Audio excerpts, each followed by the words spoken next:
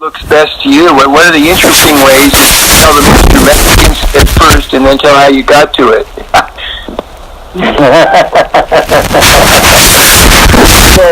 well, to start off,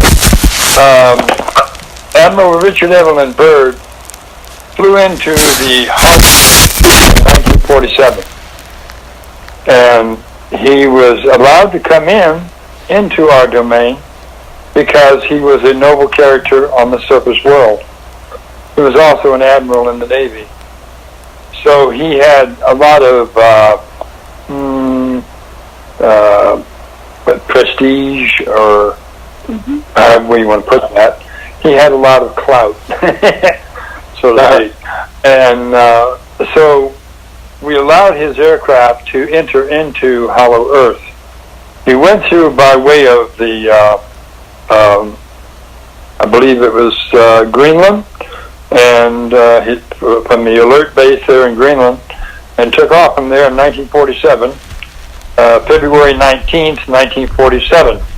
Now you have to understand that in 1947, on the 19th of February, it was pitch black up there because that's the Arctic night. So at that time, of course, there was a moon, full moon shining very brightly when he took off. So he was, as he was flying northward, he started seeing a glow on the horizon, and he said to his crew, he says, "What is that?" So they went in that direction, and they kept going, and then their instruments start spinning. So they had to switch over to gyro. And once they did that, then of course the aircraft was, navigation was again able to navigate. But it got to a point where they started seeing corona of a sun in front of them, and behind them was the full moon. So, and of course they kept going in the direction of this light, and finally they found themselves going inward toward the corona of this sun, and it really baffled them quite a lot.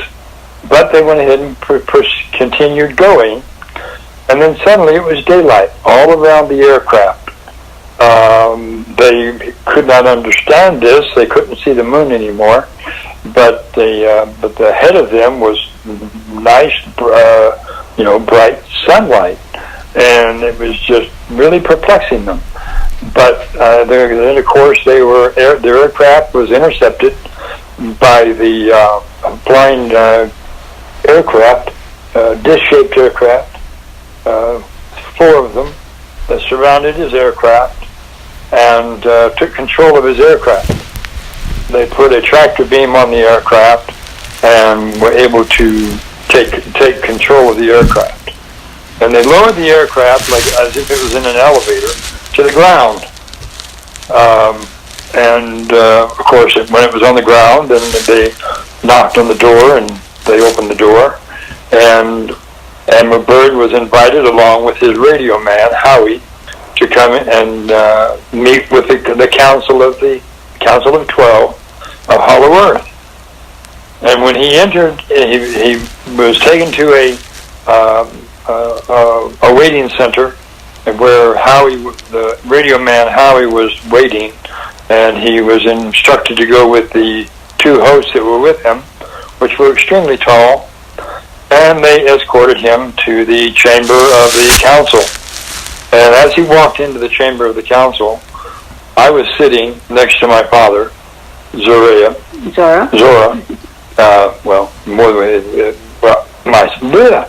Anyway, I was sitting next to my father, and of course the other delegates were there as well, and they announced to him that he was wondering where he was, and he said, "You have been allowed to enter our domain of the Ariani because you are of noble character on the surface. We have a message for you." And the message was threefold. The first part of the message was that the earth is hollow, and it has your brothers and sisters are in Hollow Earth. The second part was medical, and it was all of the diseases that were on the surface at that time. He was given a set of vials, test tube type vials, and each one of those had the cure to each and every disease on the Earth's surface at that time. Wow. Yes, absolutely.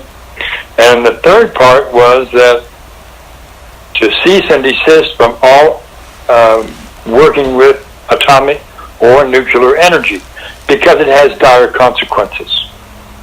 And of course, that was what they relayed to him. And Admiral Byrd was extremely nervous because of all these extremely tall people standing around him. And I immediately noticed his nervousness, so I walked over to him and I said, "Don't be nervous. There's no need to be nervous. Just be yourself and answer the questions that they ask you." And of course, they started asking questions of him and of the surface of the world and things of this nature. So, were you his size or the tall size when you walked over to Admiral Byrd? Were you Byrd size or? I was 13 foot tall, and okay. I had turquoise colored skin. All right. Turquoise green colored skin. Because of the high content of copper in the water that's inside Hollow Earth. And it changed the skin color to a turquoise green color. So, anyway, getting back to the message that they gave to him, after they gave him all this information about the reality of Hollow Earth and the vials of cures that he was given, and the instruction he was to give to his superiors about cease and desist all operations of nuclear and atomic energy. He was then escorted back to his aircraft and released. They picked up his aircraft with the tractor beam to about 2,900 feet, and they escorted his aircraft back out through the polar opening, and then released the aircraft. He was given all this information, and he was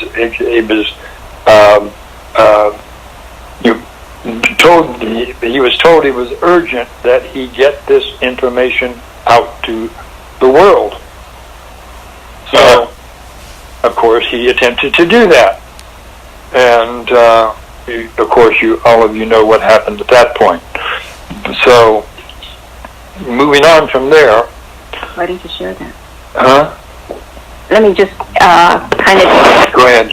insert a little bit here. Yes. Why don't you let everybody know what happened to Richard Byrd? Admiral Richard Evelyn Byrd was taken to Washington to meet with his superiors and also President Truman at that time. And so he met with him, and he met with the advisors and things of this nature, and they ordered him under their laws to remain silent on behalf of humanity, not to divulge anything that he had seen or heard to his family or to anyone else. And they simply put the cures on a shelf in I believe it was the Smithsonian or something like that, and put them up on a shelf, and they were not released. And all the information was hushed up, and became a very top secret event, and he was not allowed to talk about his experience. He was not allowed to give any information out to anyone, and they simply discredited him and scrutinized him in all manner to discredit him to stop him from giving this information out, so no one's believing. Yes. Can I ask a question at this point? Sasha has a question too. I'll go first though, since I spoke up. Yes, okay, this was February of 47. This is pre-Roswell, and this is illogical if you think of it in terms of the reality that we are operating on, that if you had cures for diseases, you would release them. So the theory that I have been following is that there's some other species in charge of humanity, and they basically, they've been terraforming the planet, and they don't want us to become enlightened or aware of all the information.